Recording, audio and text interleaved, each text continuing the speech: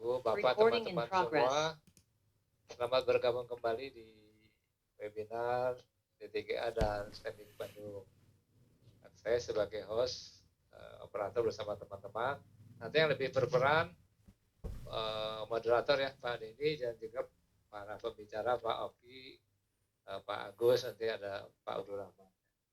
Terus selanjutnya kami serahkan ke moderator Pak Denny untuk bisa memandu acara webinar ini sampai selesai. Mangga Pak Denny, Pak. Oke, terima kasih Pak Dani. Bismillahirrahmanirrahim. Assalamualaikum warahmatullahi wabarakatuh. Waalaikumsalam warahmatullahi wabarakatuh. Ya, selamat datang teman-teman di webinar mengenai strategi komunikasi transformasi digital ya. Yang pada saat ini kita selenggarakan atas kerjasama antara DTGA, Digital Transformation Global Alliance, dengan STIMIK Bandung. Dan tentunya juga didukung oleh Solmit Academy ya. Seperti kita ketahui bahwa dalam melaksanakan digital transformasi, seringkali kita mendapatkan perusahaan-perusahaan atau organisasi-organisasi yang kemudian mengalami kegagalan. Salah satu yang paling disoroti itu adalah kegagalan ketika memang terjadi kegagalan di saat mengkomunikasikan digital transformation ini. Inisiatif digital transformation ini tidak terkomunikasikan dengan baik kepada internal organisasi maupun keluar organisasi. Nah, pada saat ini, pada siang hari ini, kita akan coba membahas mengenai bagaimana strateginya kita berkomunikasi dalam rangka melakukan digital transformasi. Pada saat ini kita sudah hadir dua orang narasumber. Yang pertama adalah Pak Oki Wiranto. Assalamualaikum Pak Oki. Waalaikumsalam. Dan yang kedua adalah Pak Agus ya, Pak Agus Faizal. Assalamualaikum Pak Agus. Waalaikumsalam. Ya, sedikit biodata beliau ya, kedua narasumber kita. Profilnya adalah Pak Oki saat ini sebagai Direktur dari Strategic Partnership di DTGA. Beliau juga sebagai Professional Life Coach dan juga sebagai Digital Transformation Practitioner ya. Beliau banyak berkecimpung di digital transformasi. Beliau juga berkarir banyak di Telkom ya Pak ya? Ya, dulunya di Telkom. Sampai akhirnya selesai di Telkom ya Pak. Tahun berapa Pak ya? Baru tahun lalu. Tahun lalu ya, tahun 2022 sebagai mantan Telkom. Jadi sekarang ya Pak ya. Kalau kita lihat di sini karir beliau sangat panjang di Telkom ya, mulai dari Business and System Analyst sampai terakhir di VP Change Management ya Pak ya? Iya. Di VP Change Management. Oke, yang kedua itu adalah Pak Agus Faizal. Beliau sekarang tinggal di Bogor, bukan di Bogor, tadi di Cipinang ya Pak ya? Ya, tapi di luar ya. Beliau di Cipinang saat ini. Ya, Pak Agus adalah profesional markom and brand. Ya, beliau berpengalaman sejak tahun 1990 sampai 2018 sebagai advertising agency, baik di lokal maupun internasional ya Pak ya. Mulai dari posisi copywriter, studio, group head, sampai strategic partner. Mungkin copywriter sekarang banyak tergantikan oleh ChatGPT ya Pak ya? Itu jadi materi saya. Oke, siap.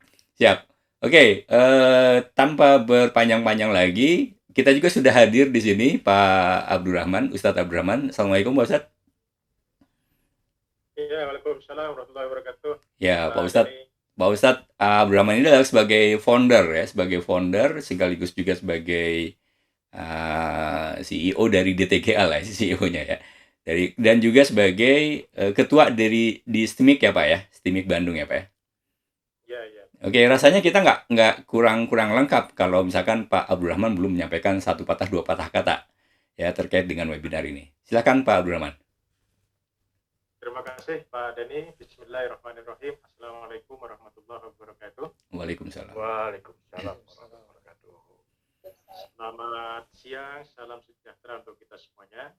Alhamdulillah pada tanggal 6 April sekarang Pak ya, 6 April 2023 bertepatan dengan 15 Ramadan 1444 Hijriah, kita dapat bersilaturahim untuk diskusi ya, untuk tukar pikiran dengan Pak Oki dan Pak Agus beserta rekan-rekan sekalian yang akan dipandu oleh Pak Denny dalam acara free webinar di DGA, ya, Digital Transformation Global Alliance, yang bekerja sama dengan STIPIK Bandung tentang strategi komunikasi transformasi digital. Ya.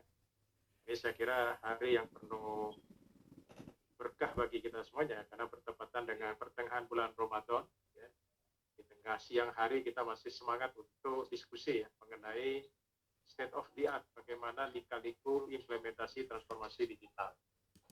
Sebagaimana yang telah disampaikan oleh Pak Denny, bahwa free webinar ini memang program daripada DTGA, ya, Digital Transformation Global Alliance ini adalah asosiasi para profesional, para praktisi, para peneliti di bidang transformasi digital di Indonesia dan tingkat global. Ya. Dan ini sudah didirikan 1,5 tahun yang lalu, ya. Tentu dalam perjalanannya ada beberapa hal ya yang selalu kami lakukan berbagai perbaikan, penyempurnaan ya terkait dengan asosiasi ini. Ya. Tentu perjalanan di TGA ya itu akan berjalan dalam konteks ya untuk menyediakan berbagai framework ya sebagai best practice yang dapat diterapkan dalam berbagai sektor industri.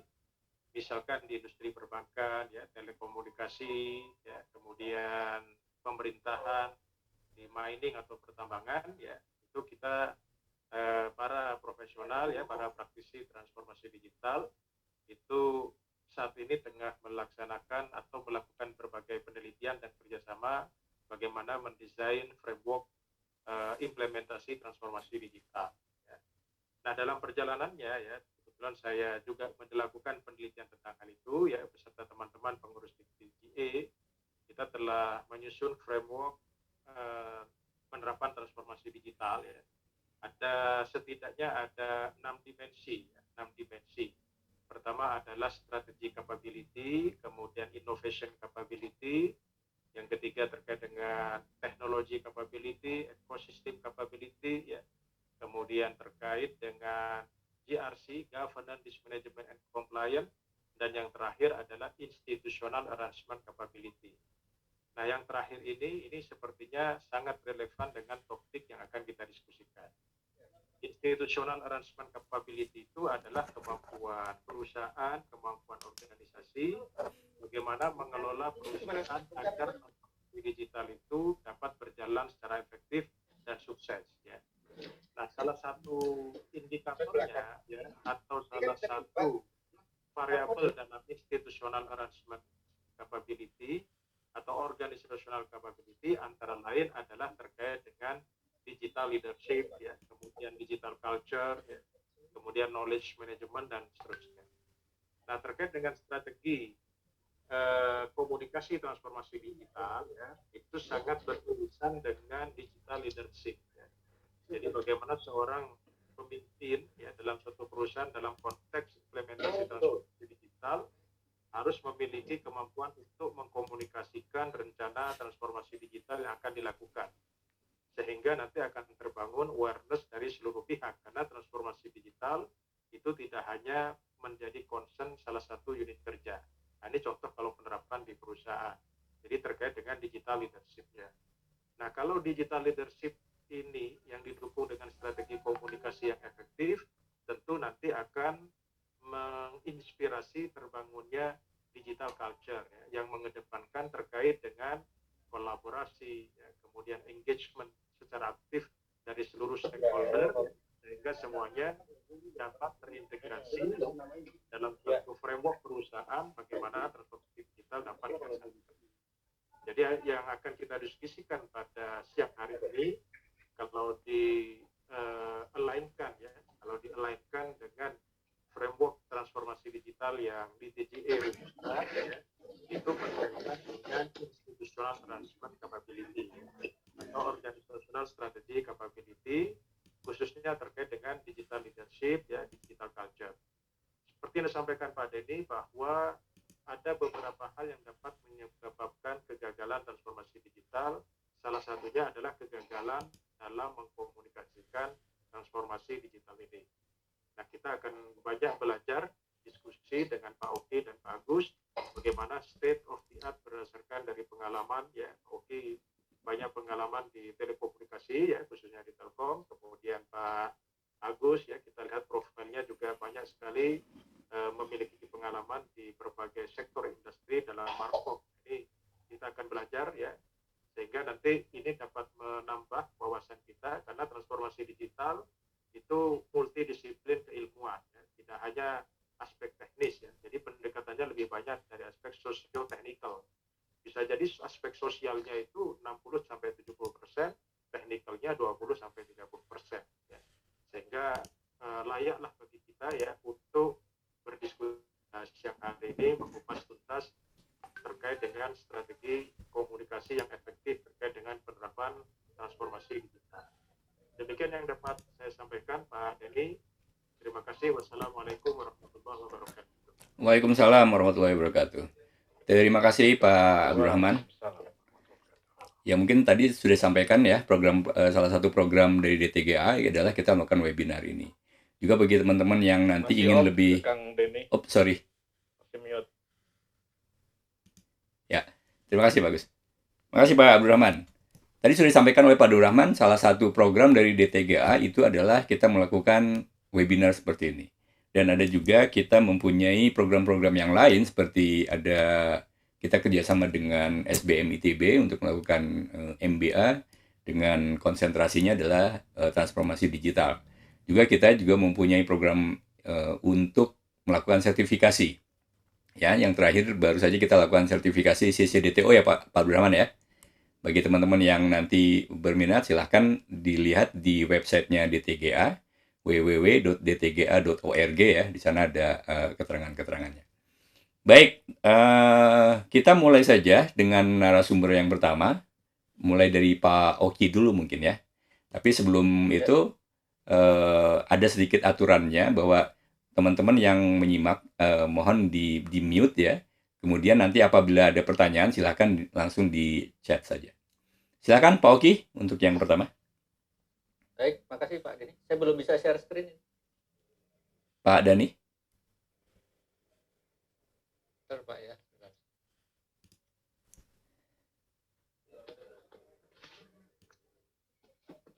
Baik, terima kasih Pak Denny. Sambil nunggu share screen-nya. Ya. Terima kasih atas waktunya dan bisa menerima kami gitu untuk menjadi narasumber. Ini saya sama Kang Agus ini sebetulnya ketemunya justru di Bogor ya Pak Kang Agus ya. Kemudian kita kelihatannya nggak klik gitu ya, karena bidang yang sama yang kita geluti. Udah bisa Pak sekarang Pak, silakan Pak. Ya. Di mana ya? Kok nggak ada ya ini ya? Di bawah Pak. Izinkan, Pak. Oh ya udah. Sudah chat. Ya. Ya, baik. Ya. Oke, makasih. Jadi ketika itu kita di sebuah FGD di sebuah institusi pemerintah yang sebetulnya isinya mirip gitu ya. Mereka ingin membangun awareness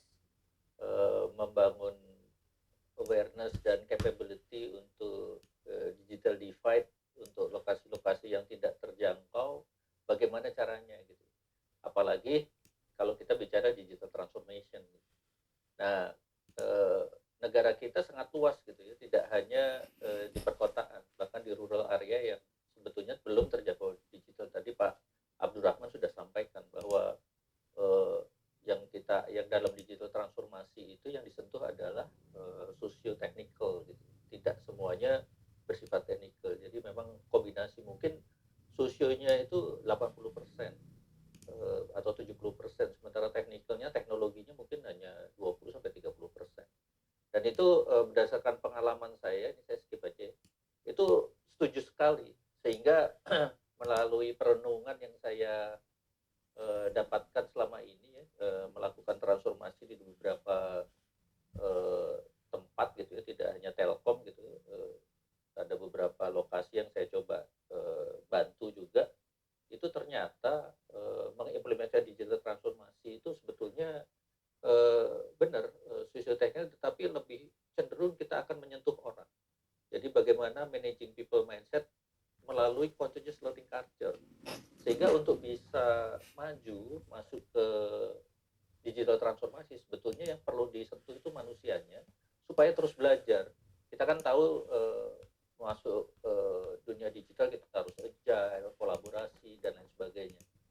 untuk menjadi agile itu sebetulnya bisa ditangani dengan learning culture. Jadi punya budaya belajar yang terus menerus gitu. Sesuatu yang baru itu bisa dipelajari. Tanpa itu semua nggak ada proses yang bisa di re-engineering, nggak ada teknologi yang bisa diimplementasikan untuk mentransform sebuah organisasi. Itu sedikit renungan selama ini ya dalam menyentuh implementasi transformasi digital yang pernah saya alami gitu. Mungkin nanti ada pendapat lain, silahkan. Nah, untuk hari ini ada 3 agenda ya. Saya akan sampaikan kenapa itu penting ya, communication strategi. Nanti mungkin disinggung oleh Pak Agus lebih dalam kalau beliau itu praktisi dan tahu benar bagaimana itu komunikasi itu kalau menurut saya ada ininya nadinya gitu untuk menggerakkan semuanya gitu. Kemudian bagaimana strategi komunikasi itu menjadi sangat penting ya di dalam digital transformation. Ini DX itu digital transformation gitu. Kemudian komunikasi strategi yang seperti apa gitu untuk mendukung suksesnya digital transformasi. Ada 3 agenda yang akan saya coba sampaikan dalam kesempatan kali ini. Nah, berikutnya kita lihat, nah ini definisi lah terkait digital transformasi itu apa. Kita tahu dipikir kalau kita mengimplementasikan komputerisasi itu dari digital transformasi, belum. Itu hanya memindahkan informasi dari bentuk yang fisik ke virtual environment, itu digitisasi. Jadi masih seperti itu, sementara prosesnya masih sama, perilakunya sama, ya cuma digitisasi aja. Kemudian sedikit meningkat lebih ini karena merubah bisnis proses sehingga lebih efisien dan lain sebagainya menggunakan teknologi digital. Nah, itu namanya baru digitalization ya. Mendigitalisasi bisnis proses untuk lebih efisien dalam menjalankan bisnis. Nah, yang kita diskusikan kali ini sebetulnya digital transformation. Jadi digital transformation itu mengintegrasikan semua people, proses, dan sistem atau teknologi, PPT biasanya. Nah, itu diintegrasikan semua gunanya untuk merubah cara kita bekerja, cara kita bertindak, dan kalau di dalam company atau sebuah lembaga merubah bisnisnya dan strateginya gitu. Jadi merubah semuanya. Itu ada digital transformation. Jadi kalau cuman mendigitalisasi sesuatu, jadi merubah bikin sistem informasi manajemen aja gitu ya, tanpa melibatkan perubahan perilaku manusia, bisnis proses, dan itu masih digitalisasi. Nah, ini yang perlu menjadi underlining di mana kita akan mendiskusikan itu. Jadi ketika itu melibatkan people, orang, proses, sistem, dan proses sistem bisnis seluruhnya gitu, tujuan bisnis dan itu adalah digital transformation. Nah, kemudian kita mulai dari barrier gitu ya. Ini udah di research di materinya Pak Abdurrahman yang lalu juga udah disampaikan bahwa dari hasil research kegagalan atau major barrier dari transformasi adalah masalah skills, kemudian technical barrier, individual barrier gitu, lack of effective strategi gitu, technology disruption dan seterusnya gitu. Ini banyak sekali. Tetapi kalau kita lihat mungkin gitu ya, masalahnya bukan itu, masalahnya tinggal komunikasi. Karena menyampaikan sesuatu dari bahasa dewa atau bahasa yang canggih, strategi dan lain sebagainya menjadi bahasa bumi ya, itu agak, atau bahasa grassroots itu perlu pola komunikasi yang bagus gitu ya. Kalau di sini salah satu di sini ada social human integration gitu. Human integration itu ya kita berbahasa yang bagus. Jadi digital transformasi itu tidak harus gitu ya meninggalkan human gitu. Human itu harus disentuh untuk menggerakkan itu semua. Jadi itu kenapa komunikasi itu penting. Terus kemudian kenapa ini juga perlu effective communication, karena dari research Gartner gitu. Transformasi yang terus-menerus itu menyebabkan orang fatigue, stres. Nah, ini harus dihindari karena begitu manusianya stres, organisasi itu nggak bisa jalan. Yang itu adalah kekhawatiran yang ada dan lain sebagainya. Demikian pula kalau ditanya itu hasil risetnya Gartner juga, bahwa ketika ditanya prioritasnya apa untuk digital transformation, jadi fatigue-nya employee, jadi leadersnya itu harus mencari cara supaya employee itu tidak fatigue gitu, atau tidak lelah dalam menjalankan transformasi. Kan transformasi itu panjang dan kita tahu semua bahwa perubahan itu konstan ya, terus apalagi sekarang ya. Kemarin kena COVID, semua orang masuk ke digital. Sekarang selesai COVID, banyak sekali masalah. Sebagian masuk digital, jadi hybrid ya. Nah ini masalahnya banyak begitu hybrid. Orang sudah paham digital, tapi kemudian hybrid, mobilitasnya tinggi dan lain sebagainya. Itu menjadikan perubahan yang sangat signifikan dalam dunia bisnis maupun dunia government dan lain sebagainya. Kita tahu bersama yang dulu mengambil untung pada saat COVID di mana orang nggak bisa keluar besar gitu. Begitu sekarang sudah hybrid, mulai timbul kan mereka udah mulai ditinggalkan sekarang kayak sekolah online tidak sepenuhnya online, bisnis-bisnis baru juga mulai banyak terjadi dengan pola hybrid yang seperti ini. Nah, kalau kita lihat lagi siapa sebetulnya diharapkan untuk menjadi messenger dari transformasi. Kalau di perusahaan udah jelas CEO, gitu, President Director, Executive Manager dan lain sebagainya. Ini orang-orang yang diharapkan menjadi pembawa message, mengkomunikasikan transformasi. Ya nanti di belakang akan dilihat kenapa itu. Nah kalau bagaimana government, sama government yang mulai dari tertinggi kan, kayak Pak Jokowi sudah ngomong, yang punya visi itu hanya presiden, yang lainnya mengikuti gitu. Ini juga gitu. Jadi yang punya visi harus menyampaikan, mengkomunikasikan visinya apa gitu. Demikian pula nanti ke bawahnya harus lurus itu ya, menyampaikan hal yang sama dari visi yang paling ujung. Demikian pula sampai employee supervisor harus sama gitu. Nah ini kenapa ini penting gitu ya. Dari hasil survei juga disampaikan bahwa 85% ya employee atau karyawan itu sangat suka bila mendapat update tentang perusahaan atau organisasi secara reguler dari manajemennya. Senang gitu, merasa dilibatkan, dikasih tahu informasi dan lain sebagainya. Kemudian ada sekitar 74% tuh yang gede-gede dulu ya, employee have the feeling that jadi ada 74% perusahaan karyawan itu merasa dia tidak mendapatkan update terkait berita-berita perusahaan. Padahal kita tahu sekarang sosial media ada. Ini survei lumayan baru tuh ya. Jadi kita walaupun ada sosial media, ada mungkin nanti di tempatnya Pak Agus akan cerita, mungkin ada flyer, ada poster, tapi tetap aja kurang. Nah kemudian 87% ini canggih juga, people menggunakan mobile phone untuk komunikasi. Seperti sekarang kita alami kan, lebih jarang kita buka email, ya lebih sering baca WhatsApp gitu ya, instant messaging gitu. Terus 60% company don't have long term strategy for their international communication, nggak punya strategi. Jadi ya begitu ada berita disampaikan, tapi mereka tidak memikirkan apa channel yang tepat, siapa yang harus memberitakan dan lain sebagainya. Mungkin nanti Pak Agus akan cerita lebih banyak gitu ya. Nah kemudian kita lihat semua banyak hal yang terkait komunikasi di sini yang merasa belum proper gitu. Bahkan ada yang bilang 28% ya, leaders report poor communication as primary cause of failing to deliver a project. Jadi project itu gagal ya, 28% ngomong karena lemahnya komunikasi. Nah ini menyebabkan kenapa topik hari ini adalah communication strategi dalam digital transformation, karena memang ya nah ini Indonesia dulu ya, ini juga sudah disampaikan. Jadi ada tantangan digital transformasi Indonesia ini berdasarkan penelitian Fasilkom gitu.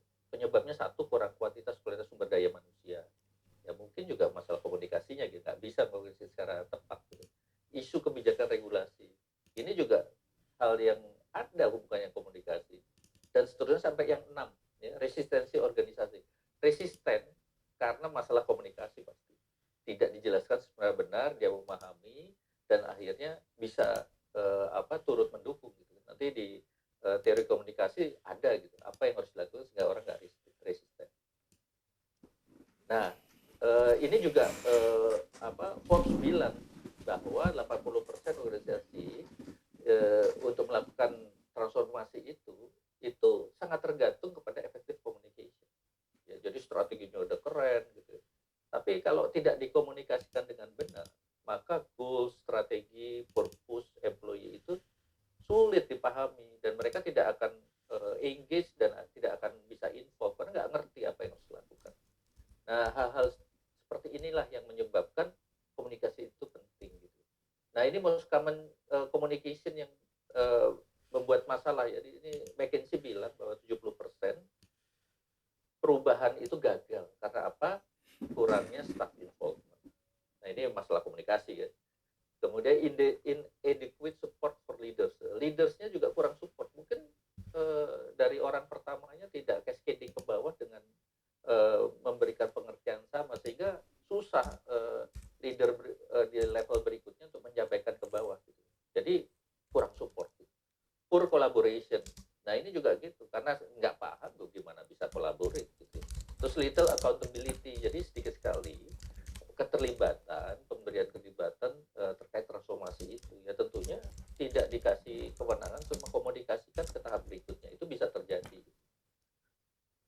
Nah, kemudian berikutnya kita bagaimana komunikasi akan mempunyai peranan penting di dalam transformasi digital.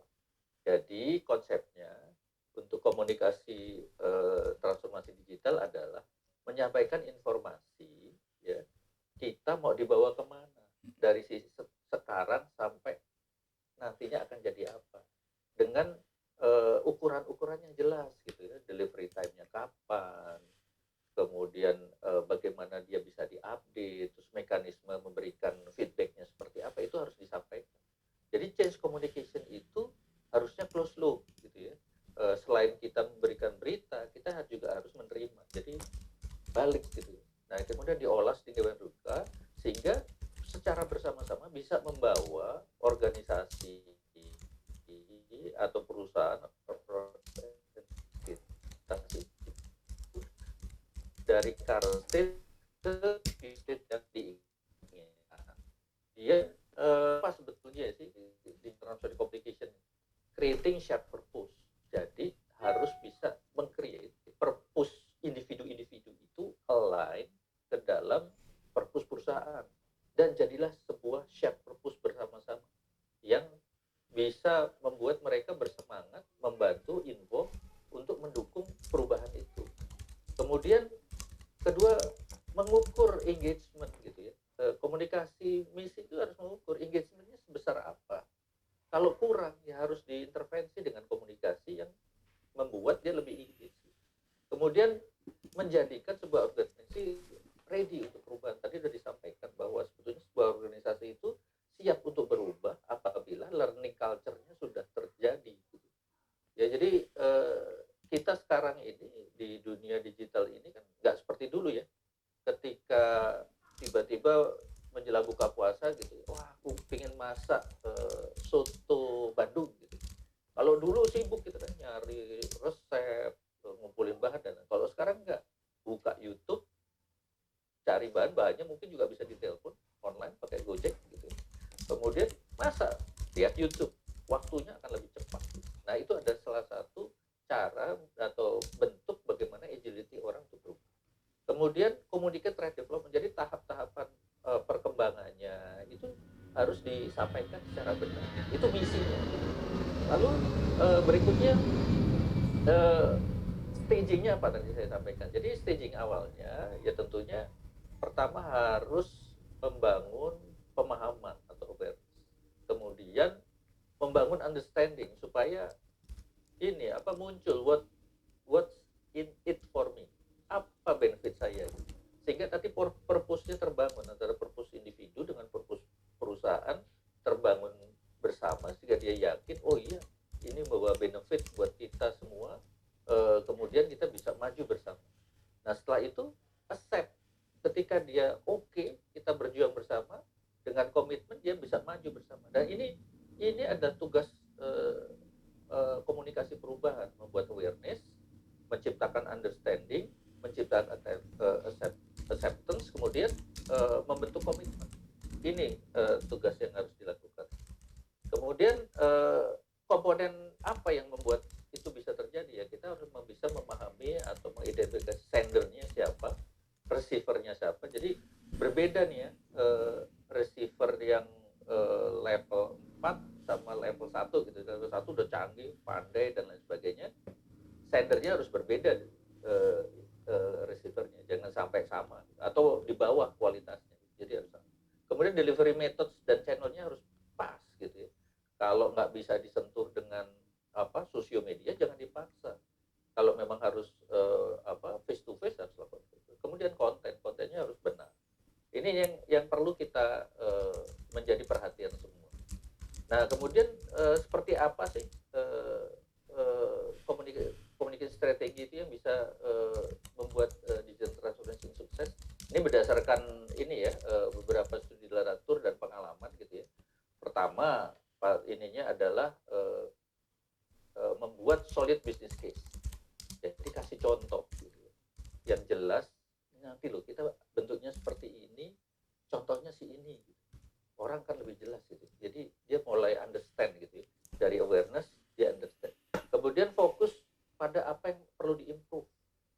Nah, kita mau ke sana, apa kekurangan kita, yuk kita improve gitu. Jadi jelas gitu dan ukuran-ukuran jelas. Kemudian menyampaikan impactnya, benefitnya apa, sehingga dia bersemangat kan. Misalnya kalau kita berhasil berubah gitu ya, nanti perusahaan akan lebih untung dan kesejahteraan meningkat. Wah, seneng deh. Nah, berikutnya ketika itu tercapai, jangan lupa celebrate the success. Itu tugas komunikasi itu. Jadi jelas gitu ya, siklus-siklus yang harus dilewati. Kemudian apa yang harus diciptakan atau harus dibuat dalam sebuah strategi untuk transformasi atau change management. Pertama, analyze your audience, tadi sudah disampaikan ya. Ininya receivernya siapa, define communication objektif untuk apa nanti kita menyampaikan. Kemudian pilih channel yang benar, bikin timeline gitu ya. Mungkin kan nggak bisa sekali, pasti berkali-kali itu. Berikut iterasinya gitu. Kemudian monitor progresnya. Jadi kalau tadi harus kita ukur engagementnya sampai sebesar apa, proses ready-nya itu harus ada ukurannya, karena walaupun komunikasi, walaupun itu verbal atau itu harus bisa diukur supaya kita tahu intervensi berikutnya apa yang akan kita lakukan. Kemudian best practice-nya. Nah, ini berdasarkan beberapa pengamatan gitu. Best practice-nya ya kita harus cepat gitu ya. Kemudian make it easy ya. Keep it simple and smart gitu misalnya. Jadi mudah dicerna orang. Jangan ada yang lebih parah lagi, keep it simple and stupid gitu. Itu dumb version gitu. Orang dikasih tahu langsung tahu jalan gitu. Kemudian setelah kita memberitahukan, kita juga harus dengar feedback gitu. Listen to your audience. Dia maunya apa, seperti apa, itu perlu kita dengar. Kemudian show appreciation, provide support. Jadi begitu kita dengar, tentunya ada yang perlu support, kita sediakan support.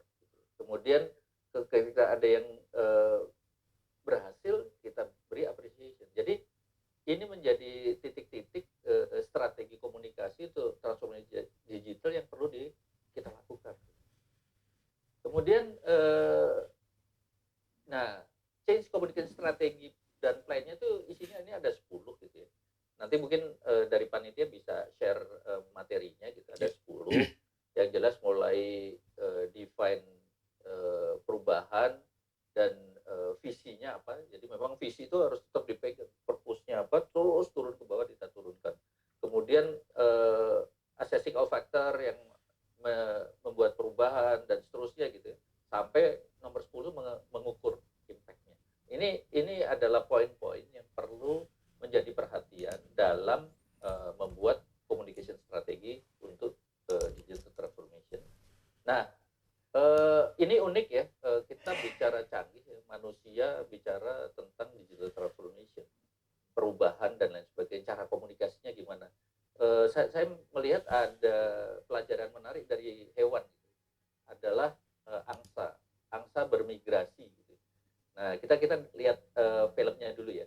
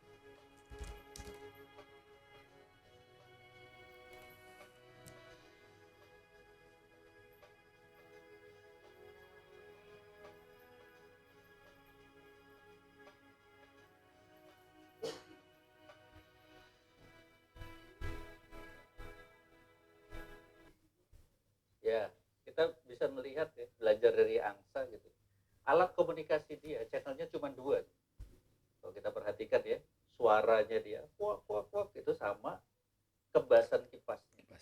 Tapi dengan demikian mereka bisa menyepakati agreed share value-nya menuju tempat lain. Ini judulnya line of one, jadi kompak lah gitu. Dia bisa trust each other, moving together, kemudian respect, protect each other skill and resource, kemudian keep encouraging and supporting others.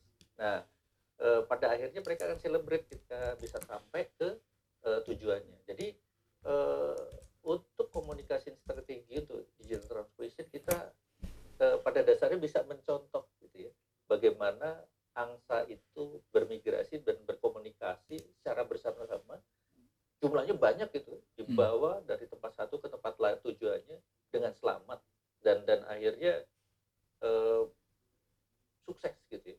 Nah ini pelajaran dari alam yang kira-kira bisa kita contoh gitu ya untuk communication strategi di transformasi digital. Selanjutnya tadi sempat bicara ChatGPT, saya sudah nyari berapa faktor apa gitu, dapat lah ini. Jadi mudah. Jadi sekarang ini kalau kita ingin mendapatkan sesuatu gitu, langsung bisa dapat. Ini instan Pak Denny, jadi langsung dapat lah. Saya kira itu dulu dari saya, mungkin nanti bisa disambung oleh Pak Agus dengan materi yang lebih menarik. Assalamualaikum warahmatullahi wabarakatuh. Waalaikumsalam warahmatullahi wabarakatuh. Terima kasih Pak Oki atas pemaparannya yang begitu gamblang ya, bahwa di dalam kita melakukan transformasi digital itu komunikasi menjadi suatu yang menentukan bagaimana kesuksesan dari transformasi digital tersebut. Tadi sudah disampaikan juga ada beberapa hal ya yang terkait bagaimana ada step-step dari communication-nya, kemudian tadi juga sudah disampaikan beberapa fakta-fakta bagaimana komunikasi itu harus disampaikan kepada karyawan. Bahkan tadi yang terakhir yang menarik itu adalah kita bisa mencontohnya Pak ya dari angsa tadi. Oke. Selanjutnya saya silakan Pak Agus untuk menyampaikan paparannya Pak. Terima kasih. Assalamualaikum warahmatullahi wabarakatuh. Waalaikumsalam. Ke panitia mungkin saya udah jadi host dulu, co-host atau apa namanya? Biar bisa share ya. Pak Saya Dani menganjurkan kalau yang ada headset menggunakan headset. Pertama, menarik ini panitia mengundang saya di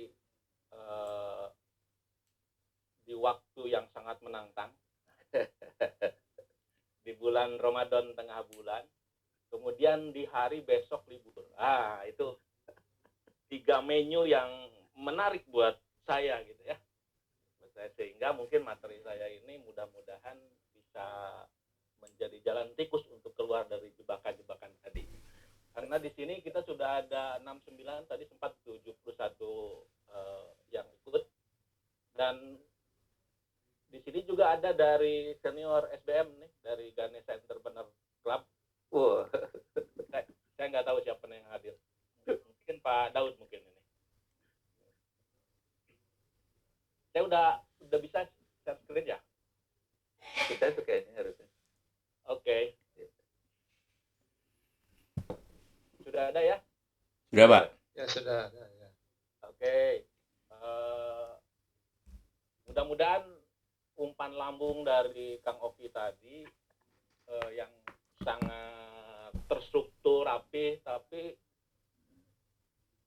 saya melihat kalau yang hadir di sini adalah bukan decision maker, nah itu nyulit-nyulitin gue gitu. Tapi kalau yang di sini adalah minimal wakilnya bos, nah ini bisa memberikan pelaporan gitu bahwa berikutnya berarti harus diundang teknis DTGA untuk bicara dalam sambil ngopi gitu ya, sambil ngopi kayaknya harus begitu tampaknya. Ini saya sengaja buat seperti ini karena saya adalah pembicara kedua di waktu yang sangat mengerikan. Saya bicara soal transformasi komunikasi strategi. Saya rada bingung ketika menerima materi ini. Yang dibuat strateginya, transformasinya atau komunikasinya? Nah, ini menarik. Maka saya putuskan, kalau dari lihat materi Pak Oki berarti saya berada di jalan yang benar. karena sebagian tidak menjadi materi yang saya coba sampaikan. Ya, jadi ternyata yang harus ditransformasi adalah memang komunikasinya. Transformasi sebetulnya buat lembaga pemerintah, buat lembaga-lembaga itu menjadi makanan ya. Beberapa lembaga yang coba saya temui juga waktu di filantropik itu sama menggunakan kata transformasi. Tapi yang paling mungkin cukup historical di telinga saya adalah 3 kali transformasi dilakukan oleh KAI ya, gitu ya. BUMN mungkin BUMN tertua setelah Pegadaian kali ya, Pegadaian, mungkin KAI berikutnya. Yang asetnya mungkin juga paling kaya, lebih kaya dari BUMN modern mungkin barangkali ya, karena asetnya tanah dan bangunan. Tapi selalu gagal melakukan transformasi. Nah, tapi transformasi yang disampaikan itu bagiannya oke itu. Tadi semua bahwa manajemen dan sebagainya. Saya bicara soal komunikasinya aja.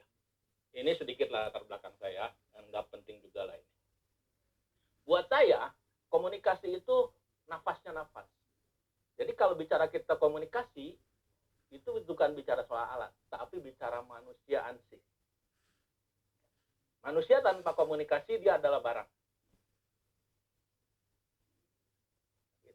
Itu dulu kilometer nolnya. Jadi tanpa komunikasi hidup itu justru mati. Jadi umat Muslim makanya kalau marah expire-nya 3 kali 24 jam. Nah, kan gitu. Marah sebagai being human tapi expire-nya begitu ya. Termasuk juga dalam keluarga gitu ya. Jangan dilama-lamain. Nanti sesak napas, nanti pasang bendera kuning berarti. Ini saya punya satu contoh menarik, video yang menarik dari 2 orang, satu tunarungu, yang satu lagi double tuna, udah tunarungu buta. Nah, ya. Kalau yang udah pernah lihat, udah pernah tahu, mungkin kita lihat lagi aja.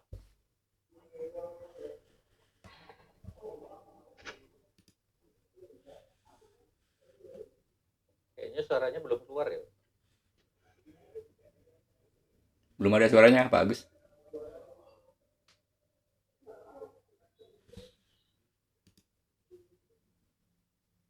Suaranya nggak keluar memang ya, sengaja. Sengaja, Pak, kayak kelihatannya. Di saya full. Mungkin di ini mungkin pada saat share screen-nya dikeluar dulu. Nanti begitu mau share screen di kiri, Ada centang itunya, Pak, termasuk audionya. di kiri bawah centang audio. Keluar dulu aja, Pak. Di stop share dulu.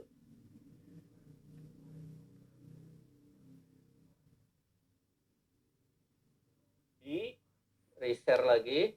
Di kiri bawah ada centang sound enable. Apa? Kiri bawah bisa dicentang. Share sound, Pak. Kiri bawah Ya. share sound. Share sound.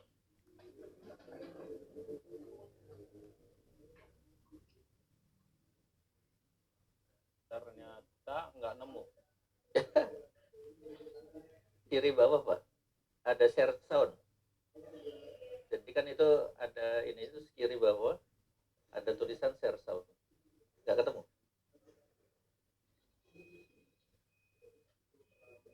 Di Begitu icon mic. Bukan. Bukan. Pak Agus pakai di icon share, itu diklik di icon share-nya. Nah, sebelum di-share itu yang share sound-nya diklik dulu, Pak, dicentang dulu. Dicek. Ketemu.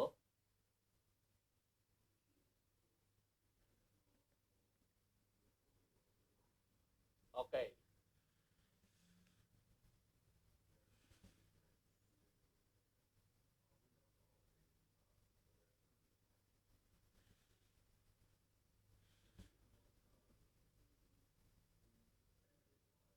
Ya. Mudah-mudahan mulus. Ngobrol yuk. Nah, ada. Teman tuna ganda, Netra Tuli, Handoko senang bertemu teman tuli. Ya, teman kamu ada berapa orang? Nitung ada 5. Kamu betul. Kamu pintar. Pintar, saya boleh minta nomor IP kamu.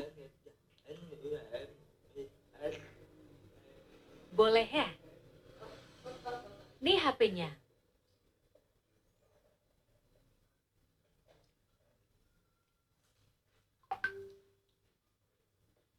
Kamu mau minum? Belum minum.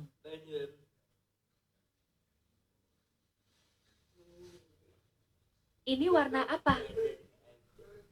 Warna hitam.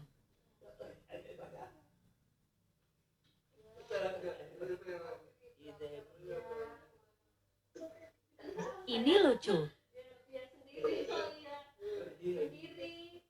Ini gambar bintang.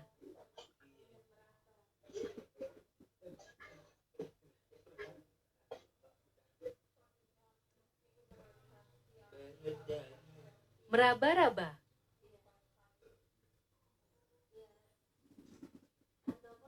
Bagus sekali. Listriknya udah 7 tahun. Baterainya udah rusak.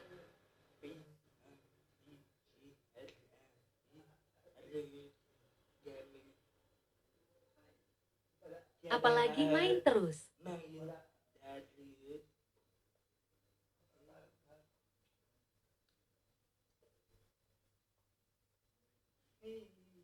Kamu nabung dulu ya?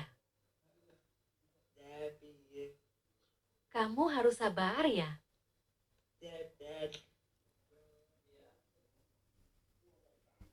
Ya, jadi kalau kita bicara komunikasi adalah bukan bicara kita harus adil, bukan hanya dalam perspektif kita dengan tanpa tuna, ya. Tapi juga mereka adalah manusia, mereka adalah makhluk komunikasi dan mereka luar biasa kan. Double tuna ini bermain handphone, tahu persis, ya, dan bisa berkomunikasi. Ini challenge luar biasa bahwa memang kalau kita bicara komunikasi kita memang terlalu egois, ya. Kita hanya bicara bagaimana, pokoknya yang penting terdeliver, yang penting saya sampaikan. Dengan tadi pemikiran-pemikiran Pak Oki itu berdasarkan teori-teori yang sangat real, tapi ada hal yang seringkali kita lupakan, bahwa apakah pesan itu sampai. Ya. Jadi bahkan saya memang rada melawan teori komunikasi yang sudah ada. Kalau hari ini memang tidak ada sesuatu, nyaris tidak ada sesuatu yang baru, komunikasi itu bukan menyampaikan pesan. Kenapa? Karena sekarang basicnya komunikasi dulu karena sumber komunikasinya ada di informasi. Informasi sudah ada di mana-mana tentang hal apapun.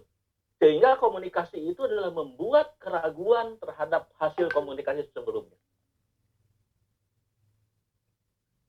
Nah, ini tantangan buat ada Steve di sini, ada Ganesha Entrepreneur Club.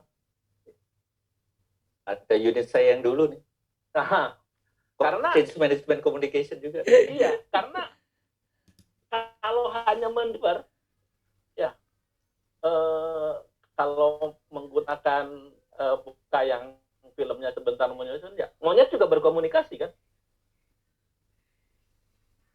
Gajah itu sangat sangat emosional.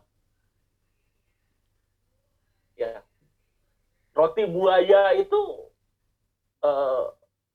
kearifan yang sangat luhur. Bahkan buaya darat itu yang keliru. Karena kesetiaan itu ada di buaya. Buaya itu tidak poligami. Menurut ahli buaya. Nah, intervensi teknologi, ya, kalau dalam sejarahnya sudah mengubah pola komunikasi. Kita konsentrasi lagi, kita lihat video lagi. Supaya siangnya lebih asik. Will you call me? Sorry? Will you call me? You mean telephone me? Yes. When? Now. But this isn't right here. This is why I wanted to have lunch. You just phone me? Now?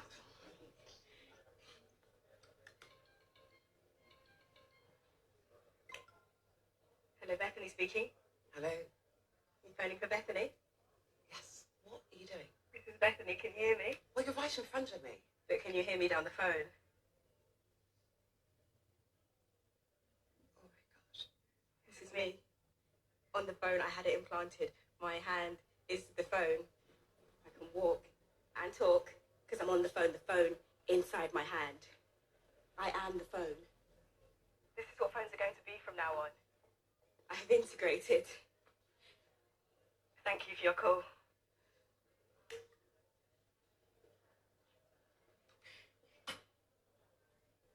Subdermal implants.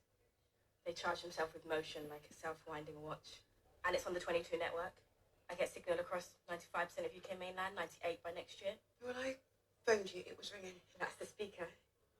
So small. You're okay. You're okay. There. You can let that breathe for 10 minutes. Do you see? These are interaction nodes. If I use this finger, I can open all the doors at work, no ID. And if I just scan this in the shop, I can pay for anything up to £1,000. And look, Dad, Mom, I've just taken your photo. Send and send. It doesn't need the sound effect. I just added that because it makes me laugh. What about your head? Can't feel a thing. They inserted the tiniest wafer into my brain. Oh my God, look at the result. Synced us up. No keyboard. I don't need a keyboard ever again. You did that by thinking. It can't read my mind. Not yet, but the wafer tracks activity in the neural pathway and micro movements in the retina to predict what I'm thinking. But that is reading your mind. I'm not comfortable with my body, so I want to get rid of it. This thing, all the arms and legs and every single bit of it, I don't want to be flesh. I'm really sorry, but I'm going to escape this thing and become digital. They say one day, soon, they'll have clinics in Switzerland where you can go and you'll sign a form and they'll take your brain and download it. Jadi ekstrim tadi, ada yang dua orang tidak bisa bercakap-cakap karena kalau kita bicara soal komunikasi itu secara otomatis langsung dalam pikiran kita adalah bicara, karena itu yang bisa dilakukan. Ya, ini sekarang sudah bicara soal ke transhuman.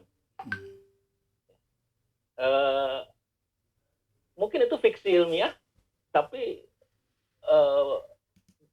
bukan khayalan tidur jam segini gitu. Ya. Ini sudah bicara soal transhuman, ini bicara soal data. Nah kalau soal data, kita lihat lagi video yang berikut. Ini dari bukunya yang bikin heboh. Ini Yahudi yang Yahudi Amerika. Ya. Ini maaf, adegan utamanya adalah mengganggu puasa. So I want to talk to you today about the future of our species and really the future of life. We are probably one of the last generations of Homo sapiens. Within a century or two, Earth will be dominated by entities that are more different from us than we are different from Neanderthals or from chimpanzees. Because in the coming generations, we will learn how to engineer bodies and brains and minds. These will be the main products of the economy, of the 21st century economy. Not textiles and vehicles and weapons, but bodies and brains and minds. Now, how exactly will the future masters of the planet look like? This will be decided by the people who own the data. Those who control the data control the future not just of humanity, but the future of life itself. Because today, data is the most important asset in the world. In ancient times, land was the most important asset. And if too much land became concentrated in too few hands, humanity split into aristocrats and commoners. Then in the modern age, in the last 2 centuries, machinery replaced land as the most important asset.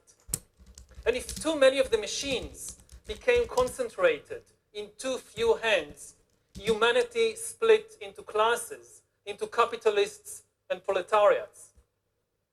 Now data is replacing machinery as the most important asset.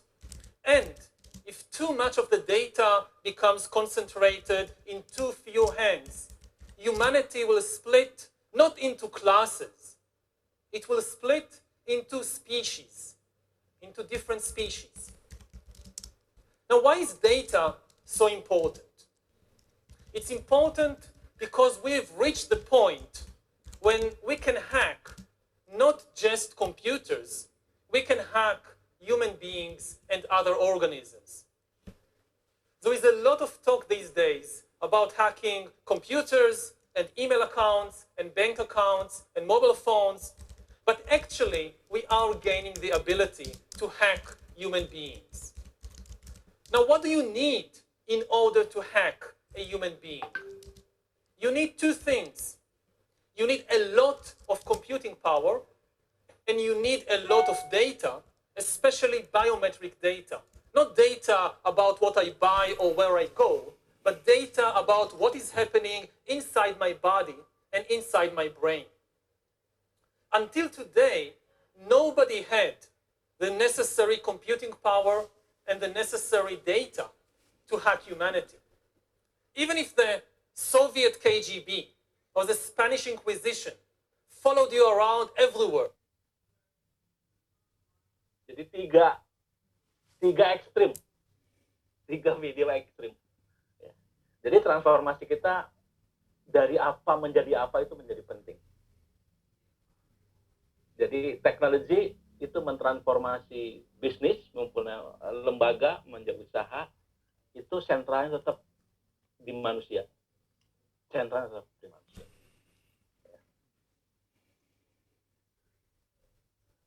Bila kita ingin menjadi manusia, tidak ingin menjadi data, apalagi menjadi manusia terakhir sebagai Homo sapiens yang bisa dihack teknologi. Karena tadi saya, betul Pak, tugas copywriter sekarang bisa digantikan GPT, tapi itu pasti copywriter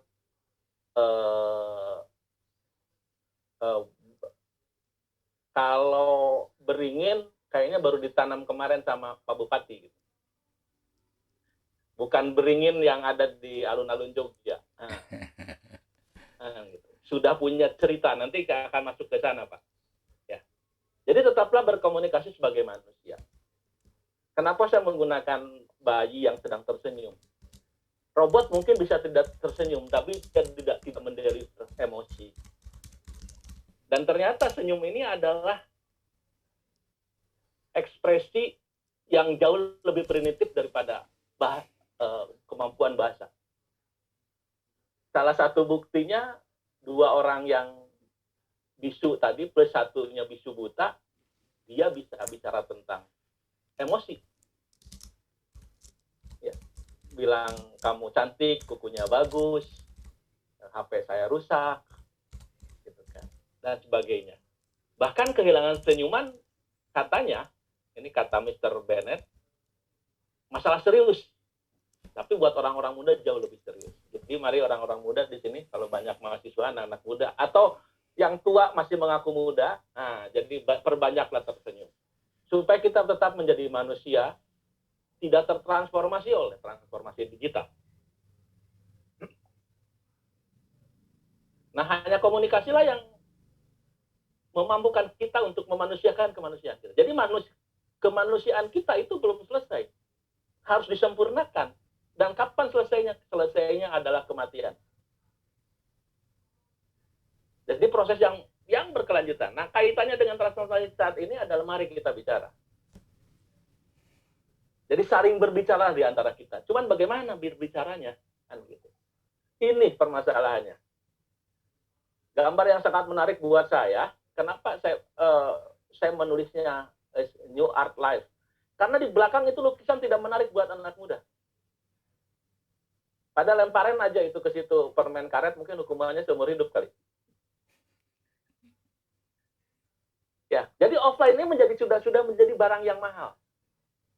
Menjadi barang yang mahal. Jadi kalau tadi transformasi digital di perusahaan, tadi ada hybrid dan sebagainya, mangga-mangga saja. Tapi jangan pernah lupakan bahwa kamu adalah makhluk offline. Makhluk manusia yang harus memanusiakan dirinya dan memanusiakan orang lain. Melalui apa? Melalui komunikasi. Kalau Anda tidak mampu menegur bosnya, cukup tersenyum. Kalau Anda kesel sama bawahannya, cukup dengan tersenyum. Itu jauh lebih berharga daripada diomongan setebal novel. Ini tentang ruang sosial. Ruang sosial yang asli, menurut ilmunya ada 3, teman-teman semua. Ruang pertama keluarga, karena ini pemikirannya ada di revolusi industri ya. Ruang kedua ada di tempat kerja, kemudian ketiga ada di ruang publik. Maka di negara-negara di revolusi industri, di Eropa dan Amerika, itu banyak banget ruang-ruang publik. Banyak banget taman, ya kan? Setiap mungkin RT RW di Indonesia juga mulai begitu tuh. Ya, ada fasum fasos gitu ya. Gitu. Dan saya mencoba berteori karena saya bukan orang sekolahan, jadi teorinya tidak sahih. Tapi coba sampaikan aja bahwa saya bertemu dengan ruang keempat, yaitu media sosial. Nah, argumen ini saya pernah sampaikan nih, saya tanya Pak Denny ke GPT, apakah kalau saya punya asumsi media sosial itu sebagai ruang keempat, GPT mengiyakannya. Karena terjadi transaksi sosial, terjadi komunikasi, bahkan ya orang yang sangat pendiam di rumahnya, di tempat kerjanya, dia sangat abrag di media sosial. Sangat akrobat. Ya. Nah, ini juga yang membuat di transformasi itu kita berada di ruang sosial yang mana. Mari kita masuk kepada esensinya. Kita bicara soal ruang kedua di tempat kerja. Saya ketemu dengan 2 hal penting yang biasanya terjadi di komunikasi internal. Yang pertama itu adalah bersifat top-down dan struktural hierarki dan cenderung formal, monoton. Ini faktual pertama. Jadi saya juga pernah menjadi budak pekerjaan lah. Pergi gelap, pulang gelap gitu ya.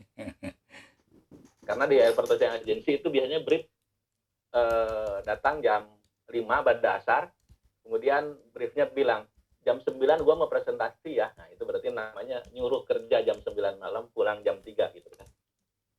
Kemudian yang kedua, sementara di pihak karyawannya, di pihak manusianya, ya. Kalau tadi kan di level strukturnya ya, di manajemen. Kalau di karyawannya sudah overload information. Dan cenderung post-truth. Nah, ini post-truth ini hal yang menarik juga mungkin buat DTGA membedah ini. Jadi seringkali terjadi, dia sambil minum Coca-Cola, dia mengagree bahwa atau paling ekstrim di Indonesia rokok ya. Sambil merokok dia setuju untuk kampanye anti rokok kan begitu. Ya. Mungkin yang tidak berpuasa mengucapkan selamat ngabuburit gitu kan. Nah, itu gejala post-truth ini menjadi sesuatu yang tidak tercover oleh screen.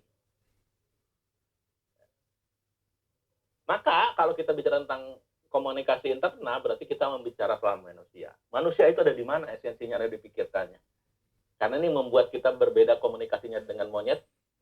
Kita menjadi setia pun berbeda berkomunikasinya dengan buaya. Ya. Nah, kalau kita bicara soal pikiran, nah ini menarik juga. Ya, Simon Sinek coba mungkin ini video yang sangat lama, tapi mungkin kita mari lihat sama-sama. If you look at a cross-section of the human brain, looking from the top down, what you see is the human brain is actually broken into 3 major components that correlate perfectly with the golden circle.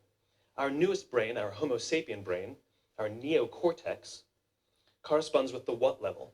The neocortex is responsible for all of our rational and analytical thought and language. The middle two sections make up our limbic brains, and our limbic brains are responsible for all of our feelings, like trust and loyalty. It's also responsible for all human behavior, all decision-making, and it has no capacity for language.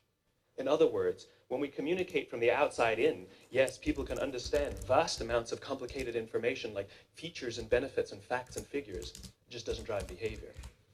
When we communicate from the inside out, we're talking directly to the part of the brain that controls behavior, and then we allow people to rationalize it with the tangible things we say and do. This is where gut decisions come from. You know, sometimes you can give somebody all the facts and your figures and they say, I know what all the facts and details say, but it just doesn't feel right. Why would we use that verb? It doesn't feel right. Because the part of the brain that controls decision-making doesn't control language. And the best we can muster up is, I don't know, it just doesn't feel right. Or sometimes you say you're leading with your heart or you're leading with your soul. Well, I hate to break it to you, those aren't other body parts controlling your behavior. It's all happening here in your limbic brain, the part of the brain that controls decision-making and not language. But if you don't know why you do what you do, and people respond to why you do what you do, then how will you ever get people to vote for you or buy something from you, or more importantly, be loyal and want to be a part of what it is that you do? Again, the goal is not just to sell people who need what you have. The goal is to sell to people who believe what you believe.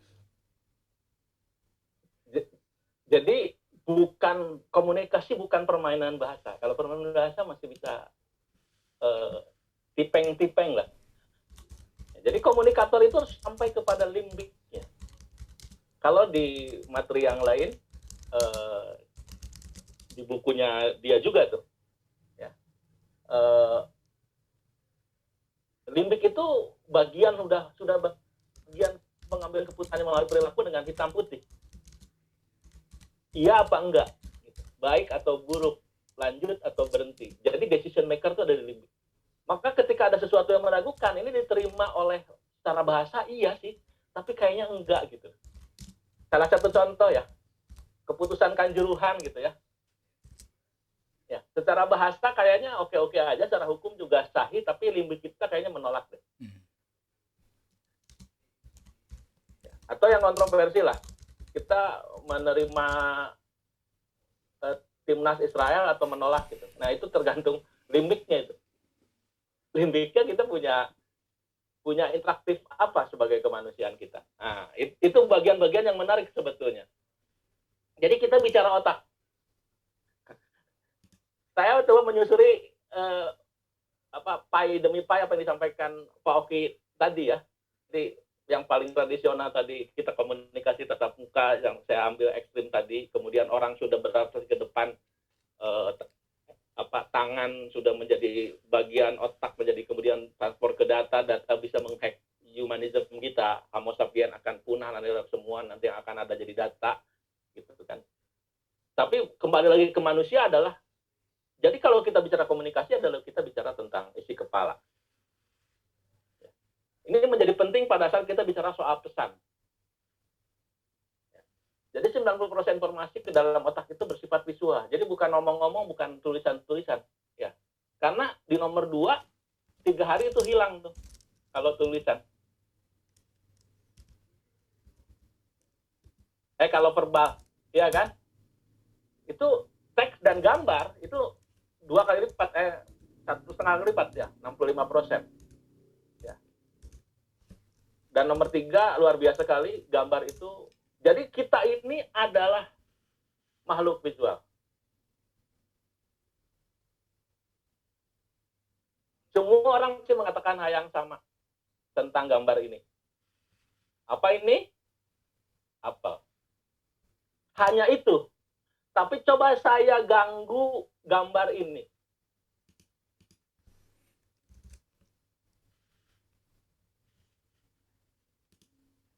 Menjadi cerita.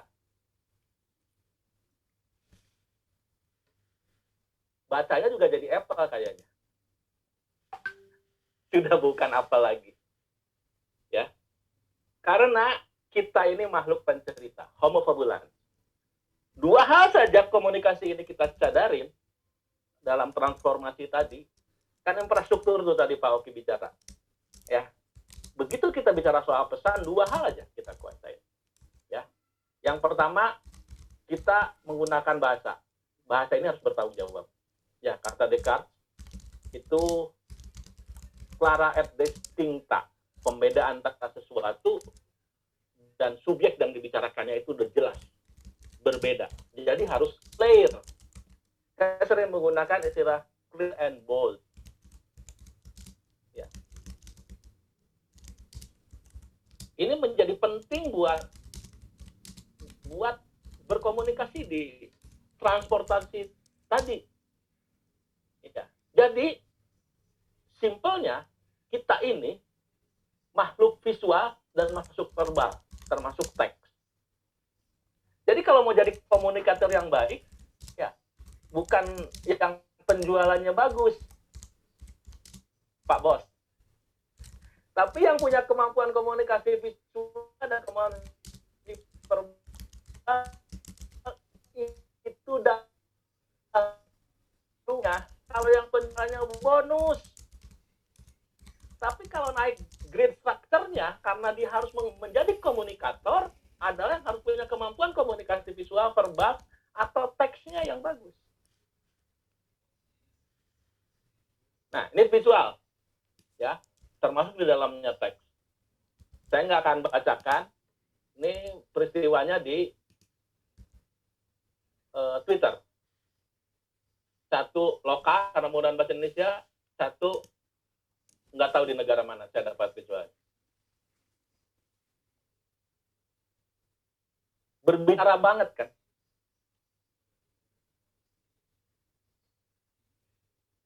Jadi yang tukang tahu yang cantik itu bukan karena tahunya kan.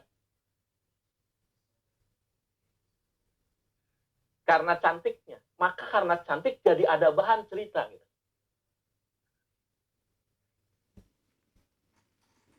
Yang di kanan ini ledekan, kalau buat saya ini ledekan buat skincare. Ya. Lu bisa tetap clear ya, tua nggak bisa dibeli oleh skincare gitu, nggak bisa ditebus gitu. Nah ini edit ke pemikiran materi sebelumnya, bahwa penting komunikasi internal ini karena bicara soal kinerja, ya, bicara performa secara keseluruhan. Datanya kurang lebih sama nih saya dapat, ya 60% itu tidak memiliki strategi jangka panjang, bahwa komunikasi komunikasi gitu-gitulah. Karena kita sudah diajar komunikasi dari kecil, seolah-olah di perusahaan juga ya udah begitu saja lah.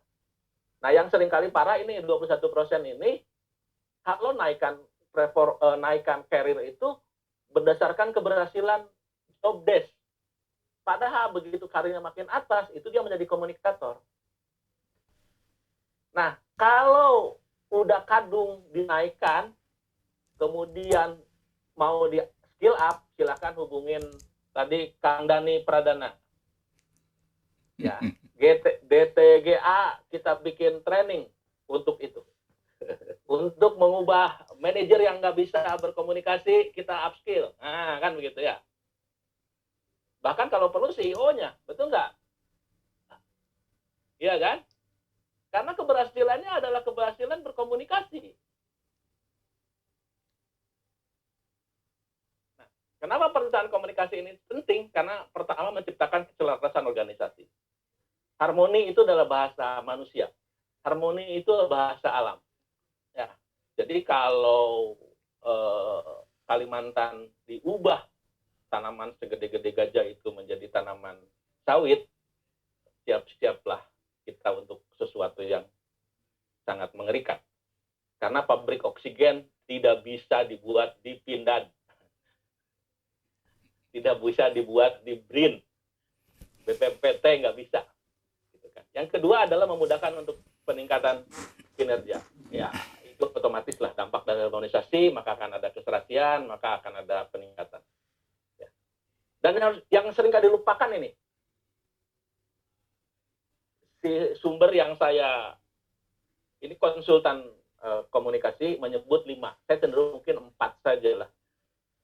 Baby boomers, generation X, milenial, generation Z. Ini ada loh di kantor kita. Ya, secara umur. Jangan diidentifikasi secara umur. Karena Pak Oki lebih canggih daripada mungkin yang usia 30. Savvy-nya ya. Tapi ini bisa menjadi bermasalah kalau di komunikasinya, komunikasi sosialnya. Karena preferensi komunikasinya berbeda. Alah, kamu main TikTok mulu. Lah, itu buat generation Z itu adalah seperti Google. Dia sudah jadi engine search.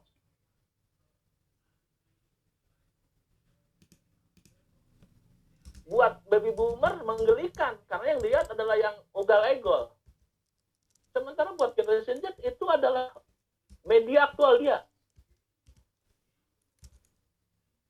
Dan seterusnya, dan seterusnya. Nah, yang kedua adalah setiap orang sudah bisa create and share ya, pesan-pesannya sendiri. Kalau di struktur kan pesannya sudah baku biasanya. Ketika saya bicara dengan Pak Oki bahwa saya mendapat respon yang baik dari seorang admin, kemudian kata Pak Oki, jangan-jangan bot tuh, Kang. Saya bilang, bukan, karena ada typo. Nah, kesalahan itu yang menjadi being human. Jadi, harus ada salah memang. Konten itu harus ada salah. Nobody perfect. Ya, kalau kan dulu bos never wrong. Kalau wrong, ingat nomor 1 kan begitu ya. Sudah enggak zaman. Kalau dengan deteksi komunikasi udah enggak. Semakin bos itu mengaku salah, dia semakin manusia dan semakin dihormati, semakin disayangin. Itu pesan-pesan komunikasi yang jadi lebih engage gitu. Ya. Karena setiap orang bisa membuat pesan dan men-share-nya sendiri. Ya. Dan yang ketiga Basi ini sudah kita melakukan, tapi Pak Oki udah bilang ya bahwa kita lebih banyak, orang Indonesia kan penduduk selular, penduduk Telkomsel lebih banyak daripada penduduk BPS. Ya kan? BPS 270, 300 lebih. Telkomsel 300 juta lebih. Iya. Iya kan? Kemudian jam ya sama dengan jam tidur online kita 8 jam average orang Indonesia. Maka tadi ketika Ramadan pekan pertama saya dievaluasi oleh Google, saya nggak sampai sujud syukur karena saya dievaluasi 3 jam 48 menit. Nah, sudah di bawah 4 jam. Karena saya memang nawaitunya Ramadan saya harus di bawah 4 jam. Jadi berhasil 1 pekan. Saya berselancar. Atau yang harus diingat juga bahwa di mobile ini ada yang sangat bahaya ya, yaitu tentang skip dan delete. Kamu nggak baca, nggak ada, kan? Iyalah nggak baca, karena sudah di skip dan delete, iya kan begitu. Jadi teknologi sangat membantu, tapi juga ada beberapa jalan-jalan tikus, ya, ada beberapa ruang-ruang. Dan menurut saya itu harus dipelihara. Supaya dia tetap menjadi manusia. Dia jangan menjadi data ya, yang di remote. Jangan sampai seperti ini.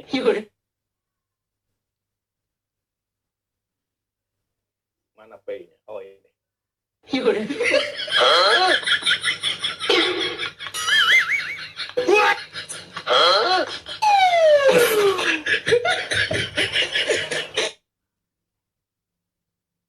Itulah anak-anak kita, kalau kita tidak membuat dia menjadi seorang manusia.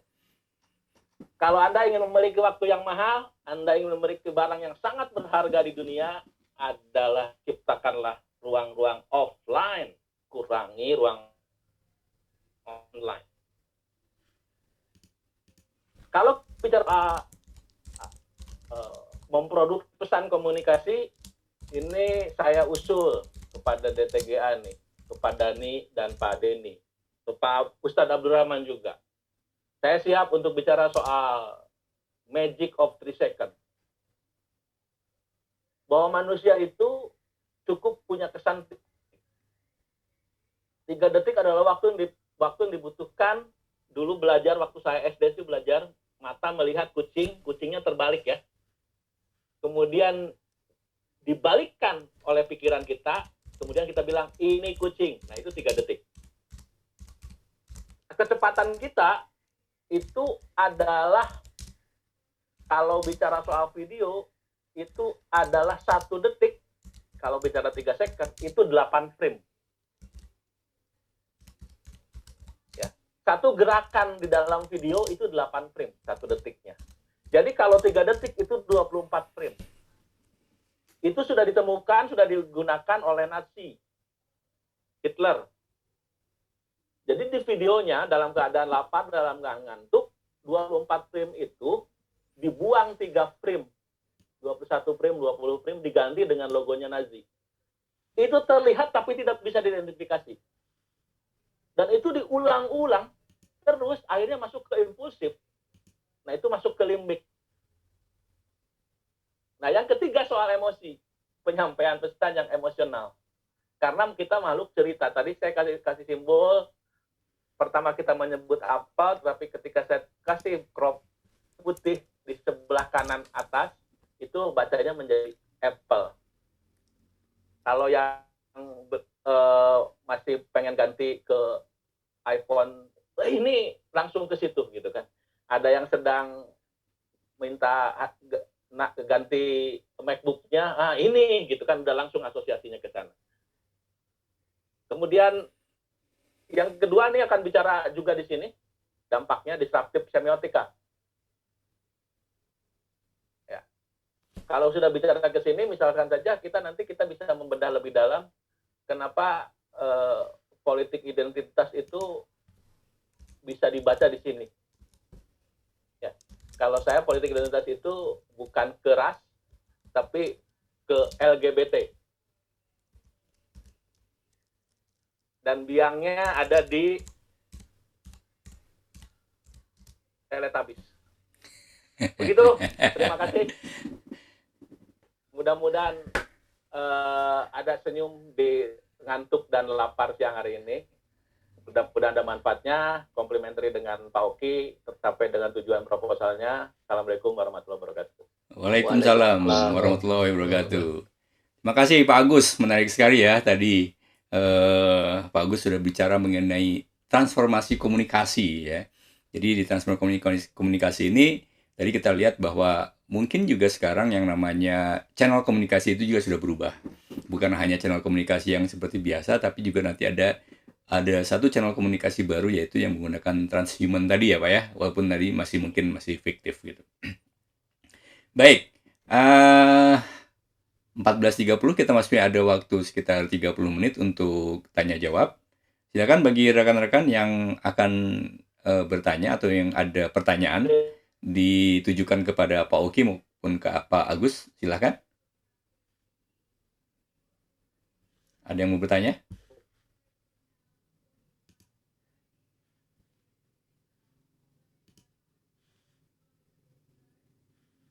Ini ada Pak Rudi nih, Pak Denny. Silakan Pak Rudi.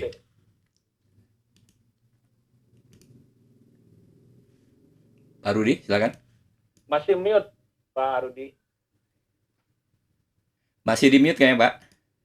Suaranya nggak masuk. Terdengar suaranya.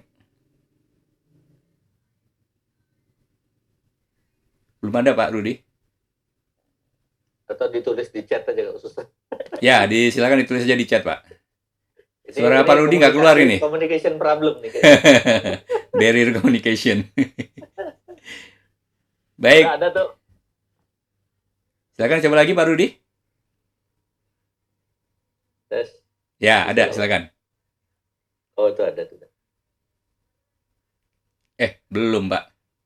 Ini di chat nih. Ke Pak Agus nanyanya. Silakan. Monggo Pak, monggo. Ini exercise communication ini nih, barrier.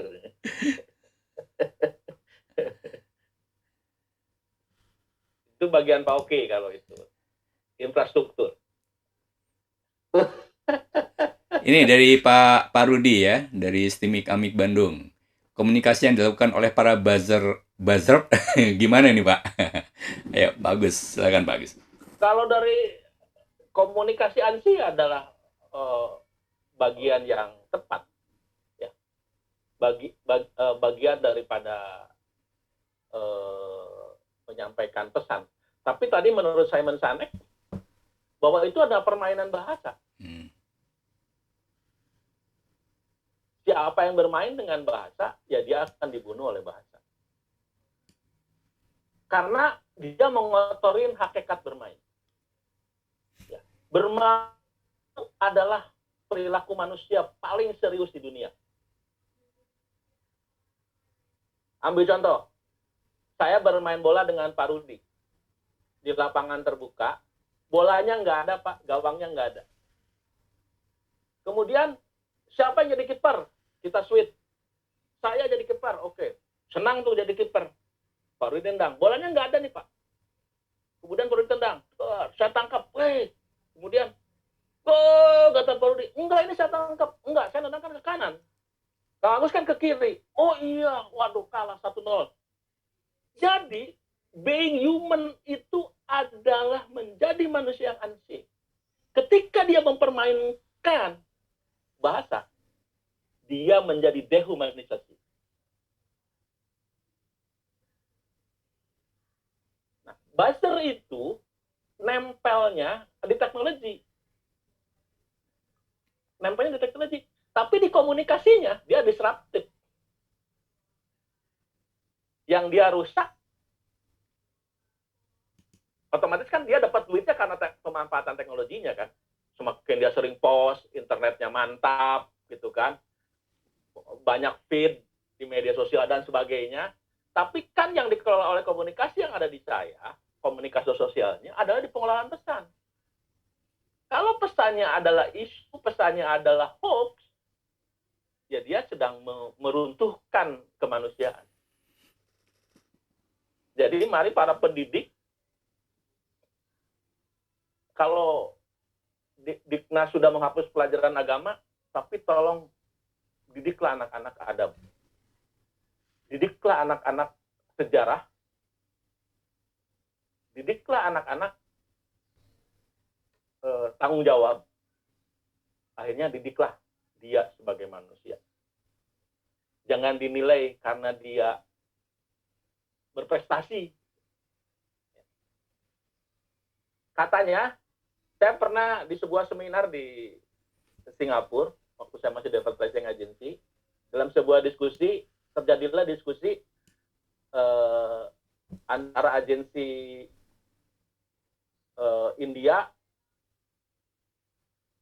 sama agensi, lupa satunya lagi, yang orang India juga. Dari mulai duduk, sampai berdiri, sampai setengah jam. Lalu, presenternya mengatakan, stop. Why? Katanya. Don't put two Indian in one room.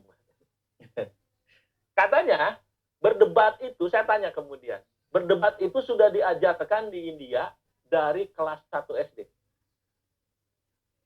Jadi tidak salah kalau mereka sekarang di seluruh perusahaan teknologi, merekalah para CEO-nya. Di kita, mengkritik pemerintah kena ITE.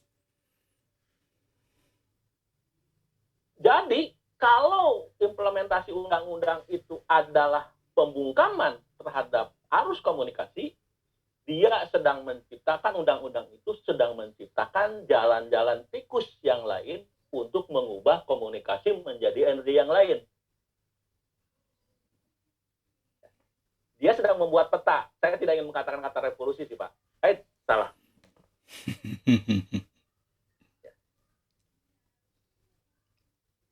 Gitu, Pak Rudi. Mudah-mudahan rada nyambung gitu ya penjelasan saya. Mohon maaf kalau ada kekurangannya. Baik, terima kasih Pak Agus. Mudah-mudahan Pak bisa menjawab ya Pak Rudi ya. Ada pertanyaan berikutnya dari Pak Absor. Izin bertanya Bapak, bagaimana mengidentifikasi audiens yang tepat untuk pesan transformasi digital dan mengadaptasi pesan sesuai dengan kebutuhan mereka? Mungkin Pak Agus atau Pak Oki, silakan. Ya, Oke. saya coba dulu ya Pak Agus ya. Enggak Pak Oki. Oke. Mungkin nanti yang lebih mendalam karena praktisi komunikasi itu Pak Agus. Ya. Kalau saya kan benar-benar menjalani dari sisi struktural gitu ya. Jadi yang jelas kita memang harus mengidentifikasi dulu receiver yang tepat, habis itu kita harus mencari siapa yang tepat untuk membawakannya. Jadi biasanya di dalam suatu lembaga gitu kan, kalau di pemerintahan ada RJPP gitu, bahasanya kan bahasa langitan semua. Di perusahaan tuh ada master plan gitu ya, business plan gitu. Itu tidak akan nyambung kalau kita langsung bicarakan letterlek apa yang tertulis ke situ dengan audiens yang ada di grassroots gitu ya. Tiba-tiba kita ngomong strategi ke karyawan customer care gitu ya di sebuah service center gitu. Nggak nyambung gitu. Nah makanya paling mudah memang pertama kita harus mengidentifikasi dulu receivernya seperti apa dan siapa gitu dan bagaimana profilnya. Nah setelah itu kita harus bawakan orang yang tepat untuk membawakan pesan itu. Tapi yang jelas sebelum itu kita harus tanya, harus melihat dan identifikasi dulu kira-kira yang konteksnya pas dengan receiver itu apa yang dibicarakan. Biasanya orang-orang di grassroots gitu ya lebih cenderung yang ada impact terhadap kehidupannya itu akan bicaranya seperti itu. Tetapi kalau udah levelnya strategik ya bicaranya masalah visi. Jadi kalau kita ke bawah, kalau bahasa kerennya kita ngomong purpose ya, apa tujuan hidup kamu gitu. Kalau orang yang bekerja sehari-hari memang ada di lapangan, sulit ya, saya nyari uang gitu untuk hidup gitu. Jadi selalu kayak gitu kan. Nah makanya kita misalnya yang bicara dengan orang-orang seperti itu ya bilang, oke, transformasi ini kan untuk kemajuan perusahaan yang nantinya bisa nambah pendapatan kamu gitu. Nanti pendapatan kamu sekian akan menjadi sekian gitu. Tapi impact-nya kalau kamu nggak ngikut, nggak mau belajar lagi ya kamu akan nggak ikut di perubahan ini. Makanya kamu harus belajar. Jadi bahasanya memang harus dibumikan gitu.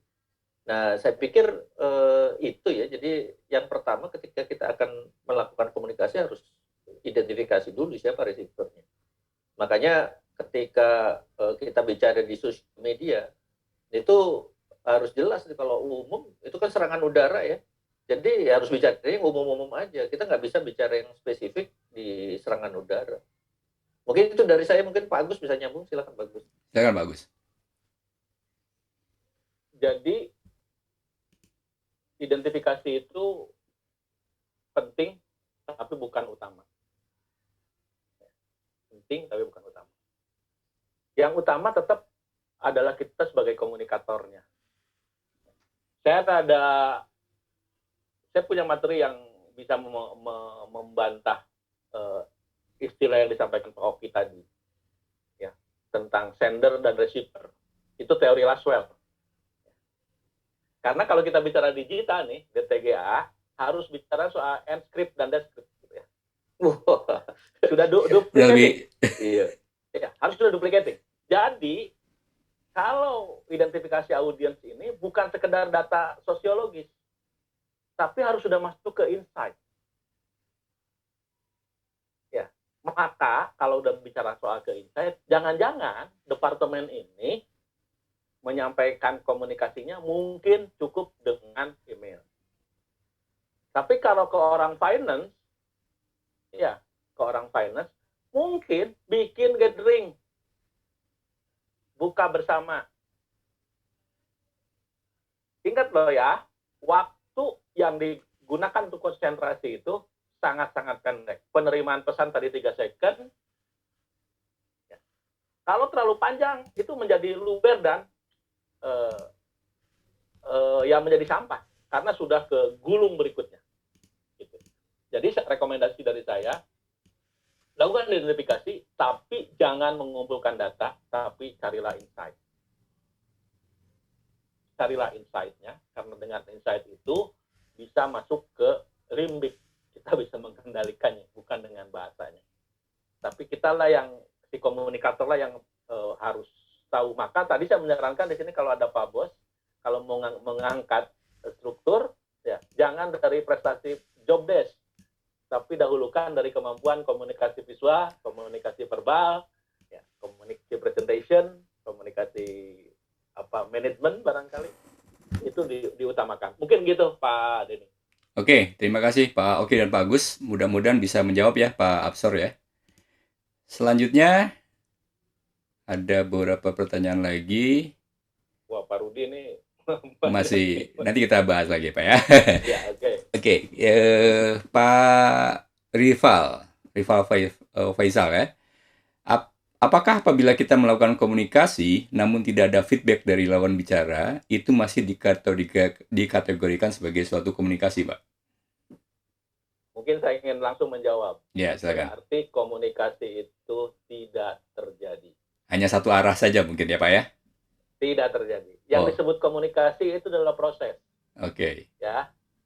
Jadi punya konsep besar, disusun dengan pesan, ini mau disampaikan secara visual atau verbal, kepada siapa, bagaimana caranya, kemudian apa dampaknya. Nah, baru itu menimbulkan komunikasi lagi. Dan itulah memang, kita itu manusia homo fabulan. Bercerita. Ya.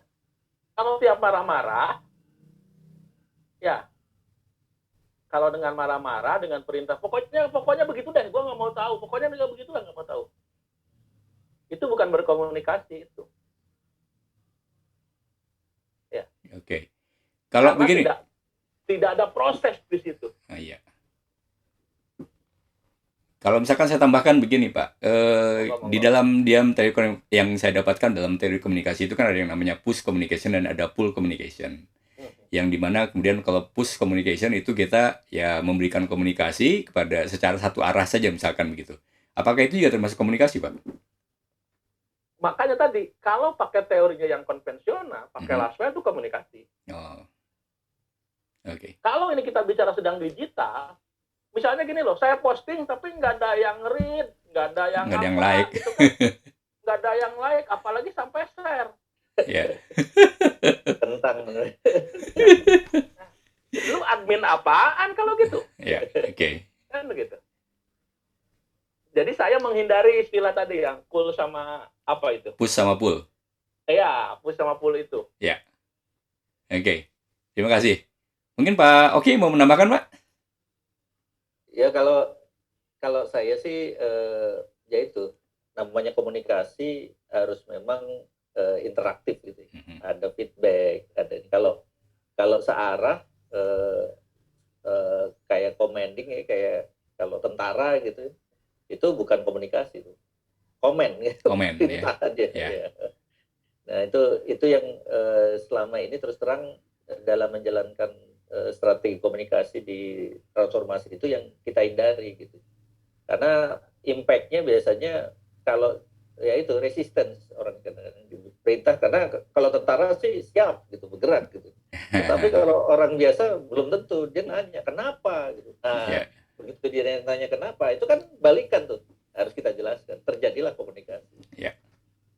Oke, terima kasih. Mungkin kalau nyambung dengan Pak Agus yang sampaikan tadi, ketika kita kan siap, tapi limbik kita mungkin berbeda ya Pak ya? Ya. Kok ada begini ya? Gitu. Kok begini? Siap-siap. Baik, terima kasih ya. Mungkin Pak Rival bisa terjawab ya. Berikutnya adalah pertanyaan dari Pak Cahya. Bagaimana langkah konkret yang dapat kita ambil sebagai profesional, apakah itu sebagai karyawan ataupun pengusaha ya, dalam mengkomunikasikan visi yang panjang kepada atasan, rekan, staf atau bahkan bawahan agar semangat dan optimis dapat tersebar secara merata dan tidak menganggap visi tersebut mustahil dilakukan atau pesimis. Mungkin Pak Oki dulu, silakan Pak Oki. Iya, intinya ya dia harus tahu apa impact dan benefit yang dia bisa dapatkan gitu dengan menjalankan visi itu, supaya dia tidak pesimis gitu, sehingga dia tahu apa yang harus dia lakukan untuk bisa mendukung visi atasan itu.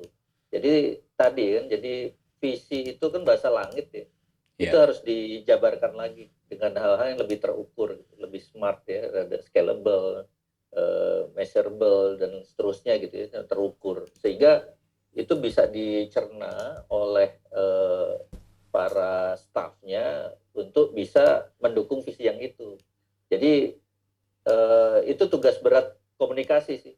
Ketika ada visi, kita harus bisa menjabarkan gitu apa benefit buat si staf bawahan bila menjalankan visi itu. Kalau itu bisa dibuy-in, nah baru kita bisa jalan dan orang bisa biasanya lebih optimis. Nah biasanya hal-hal tersebut kita lakukan dengan pola-pola coaching gitu ya. Kita ajak ngobrol gitu. Demikian rupa sehingga dia paham bahwa visi itu memang membawa impact buat dia, apalagi impact itu memberikan benefit, itu akan lebih baik. Saya kira sih itu. Kalau dari saya, silakan Pak Agus. Ya, terima kasih Pak Agus, silakan.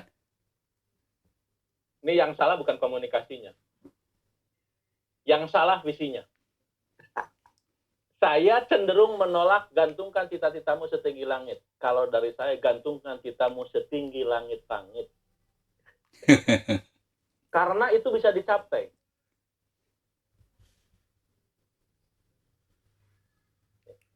Jadi visi perusahaan itu, kalau saya ingin menyelamatkan penduduk dunia, enggak. Nabi aja enggak begitu.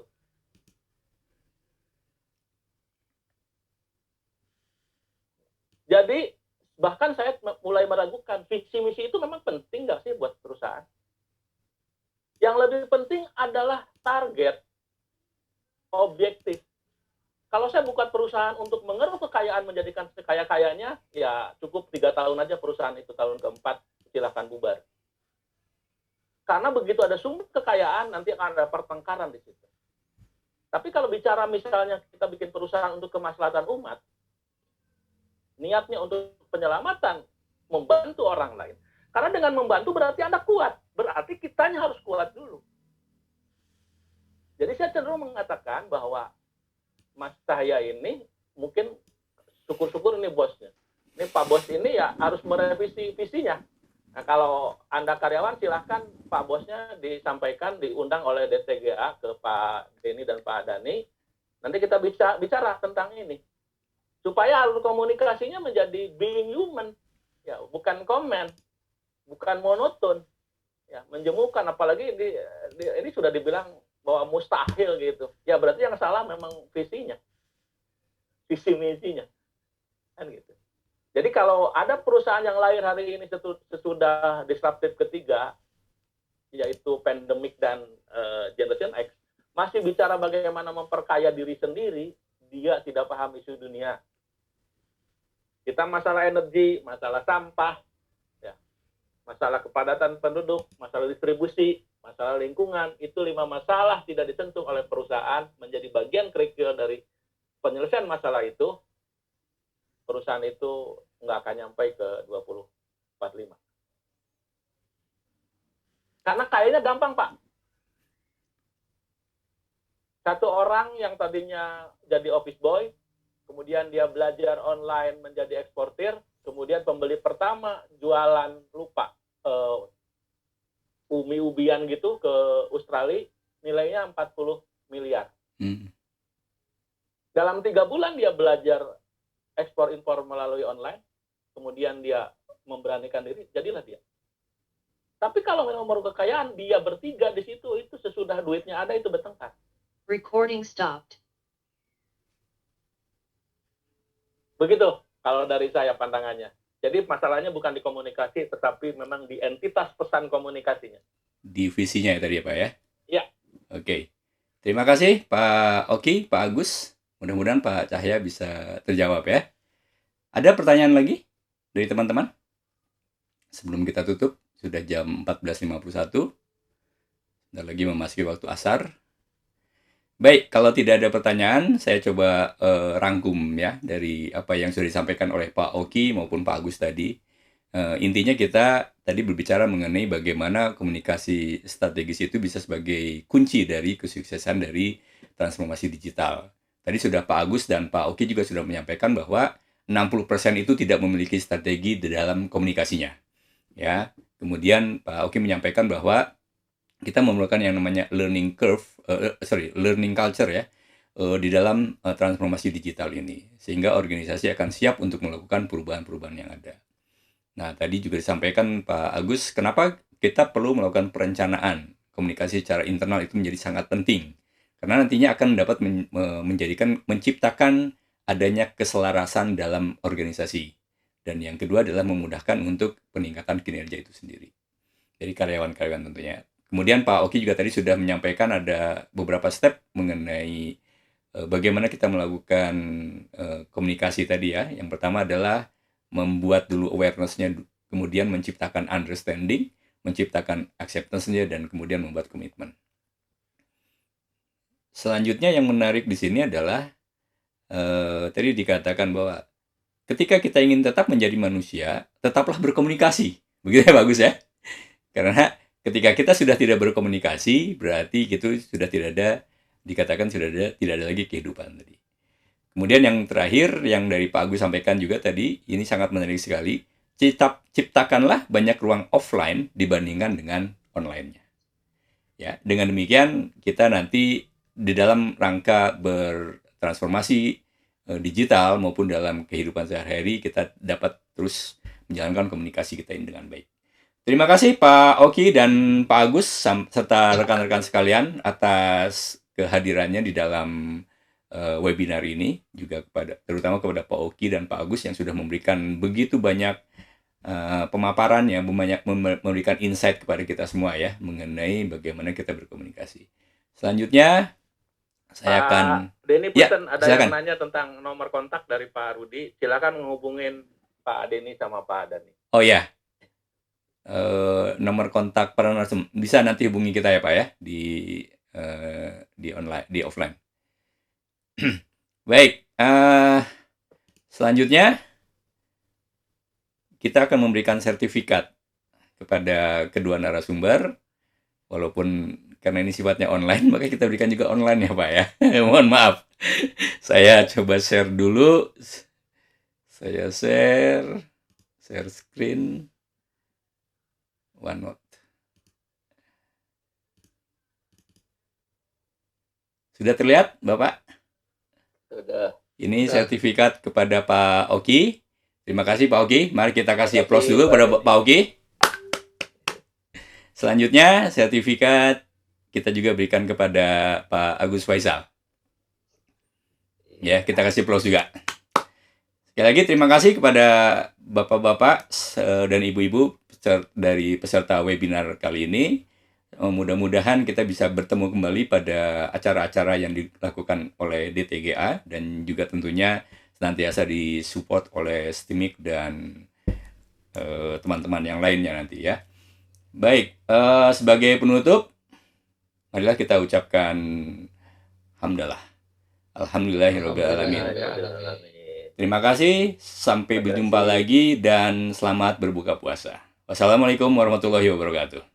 Waalaikumsalam. Terima kasih Pak Denny, Pak Agus. Sama-sama Pak. Dani. Ya, terima kasih. Ya. Pak Abdurrahman. Izin live. Izin live ya.